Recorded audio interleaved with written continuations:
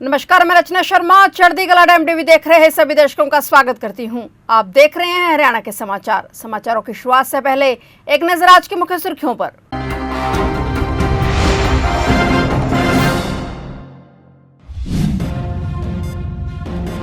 जलापूर्ति एवं sewerage board की 58वीं बैठक। मुख्यमंत्री नायब सिंह सैनी की अध्यक्षता में हुई मीटिंग। सीएम ने पेयजल आपूर्ति बढ़ाने और सीवरेज व्यवस्था की मजबूती के दिए निर्देश।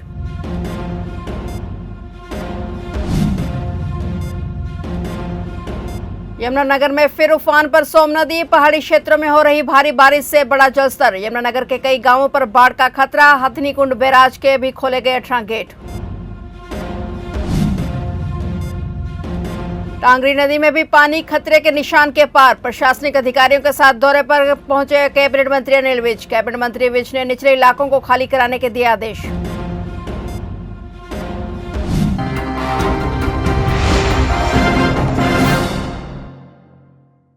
और अब समाचार विस्तार से। मुख्यमंत्री नायब सिंह सैनी की अध्यक्षता में हुई जलापूर्ति और सीवरेज बोर्ड की 58वीं बैठक में राज्य के शहरी और ग्रामीण क्षेत्रों में पेयजल आपूर्ति बढ़ाने और सीवरेज व्यवस्था को मजबूत करने के निर्देश दिए गए। इसके साथ ही मुख्यमंत्री ने 33 ढानियों में पेयजल की आपूर्ति सुनिश्चित करने के साथ साथ अमृत 2 योजना के तहत 12 नए गाँवों में सीवरेज की सुविधा उपलब्ध कराने के निर्देश दिए। इस दौरान मुख्यमंत्री ने महाग्राम योजना के तहत किए जा रहे कार्यों की प्रगति की भी समीक्षा की। मुख्यमंत्री ने अधिकारियों को निर्देश दिए कि हर घर तक स्वच्छ पेयजल पहुंचे, इसके लिए योजना को तेजी से लागू किया जाए। अधिकारियों ने बताया कि इसके तहत 17 प्रोजेक्ट्स पूरे कर दिए गए हैं और अगले चरण में 12 नए गांवों में यह काम जल्दी शुरू होगा। मुख्यमंत्री ने कहा कि जनता को समय पर सुविधाएं मिले, इसके लिए सभी विभाग आपसी तालमेल से काम करें।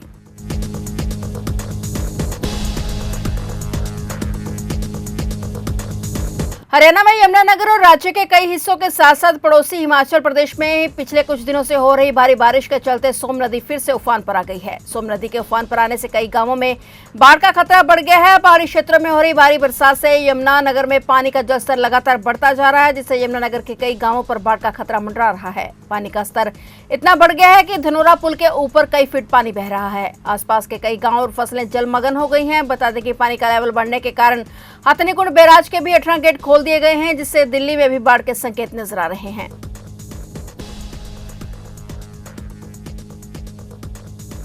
पहाड़ों पर लगातार हो रही बारिश के कारण मैदानी इलाकों में भी खतरा लगातार बढ़ता जा रहा है। पीछे से छोड़े जा रहे पानी के कारण आज अंबाला छावनी की टांगरी नदी में भी पानी लगभग खतरे के निशान के पार पहुंचने वाला है। उसी को लेकर हरियाणा के कैबिनेट मंत्री अनिल विज ने प्रशासनिक अधिकारियों के साथ खुद अंबाला छावनी के उन सभी इलाकों का दौरा किया जहां पर पानी मार कर सकता है। कैबिनेट मंत्री अनिल विज ने इस दौरान न केवल प्रशासनिक अधिकारियों को जगह जगह अनाउंसमेंट करवाने के आदेश दिए, साथ ही सभी निचले इलाकों को खाली कराने के भी आदेश दिए ताकि किसी भी तरह के जान माल की हानि न हो सके। वहीं उन्होंने अधिकारियों को चेतावनी दी कि पानी की मार से कोई भी नुकसान हो सकता है, लिहाजा वे किसी भी तरह की कोताही न बरतें।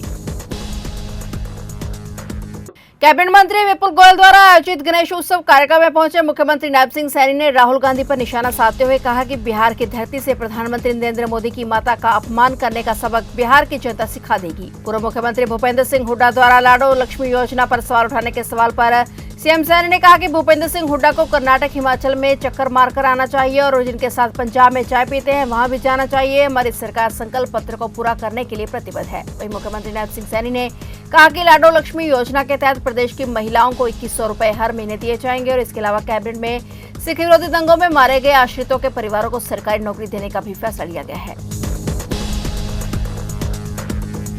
मुख्यमंत्री नायब सिंह सैनी प्रसिद्ध हास्य कलाकार स्वर्गीय जसविंदर भल्ला के घर पहुंचे। सीएम सैनी ने मोहाली स्थित उनके निवास पर पहुंचकर न सिर्फ उन्हें श्रद्धांजलि दी बल्कि शोक संतप्त परिजनों को भी सीएम ने सांत्वना दी। सीएम नायब सिंह सैनी ने कहा कि स्वर्गीय जसविंदर भल्ला ने अपनी अद्भुत हास्य प्रतिभा से लाखों करोड़ों लोगों को चेहरों पर मुस्कान और जीवन में खुशी बिखेरने का काम किया है। उनका जाना न केवल पंजाब बल्कि पूरे देश के कला जगत के लिए अपूर्णीय क्षति है।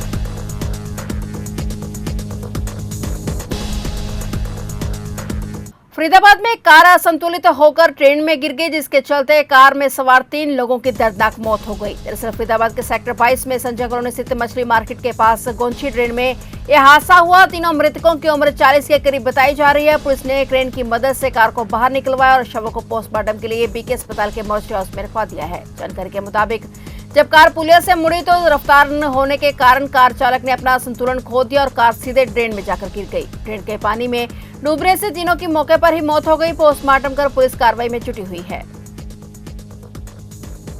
पहाड़ों में लगातार बारिश के चलते टांगरी नदी का जलस्तर बढ़ गया है। नदी के उफान पर आने से आसपास के इलाकों में पानी भरना शुरू हो गया है। हालात को देखते हुए प्रशासन ने एहतियातन नदी के नजदीक स्थित स्कूलों में छुट्टी घोषित कर दी है। वहीं स्थानीय लोगों का कहना है कि अगर पानी और बढ़ा तो हालात बिगड़ सकते हैं। वहीं लगातार आ रही पानी की खबरों ने लोगों के मन में भय पैदा कर दिया है कि कहीं एक बार फिर 2023 जैसी स्थिति ना बन जाए, जब भारी नुकसान झेलना पड़ा था। प्रशासन ने हालात पर नजर बनाए रखने के लिए संबंधित विभागों को अलर्ट कर दिया है और राहत बचाव दलों को भी तैयार रहने के लिए निर्देश दिए गए हैं।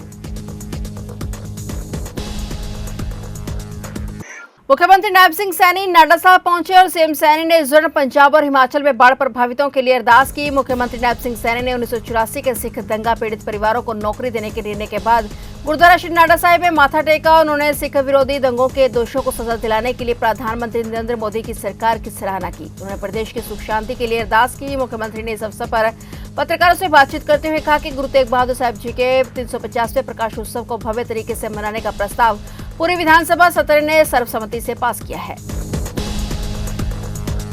फिलहाल हरियाणा के समाचारों में इतना ही और नए समाचारों के साथ फिर से हाजिर होंगे। तब तक के लिए देखते रहिए चढ़ती कला टाइम टीवी।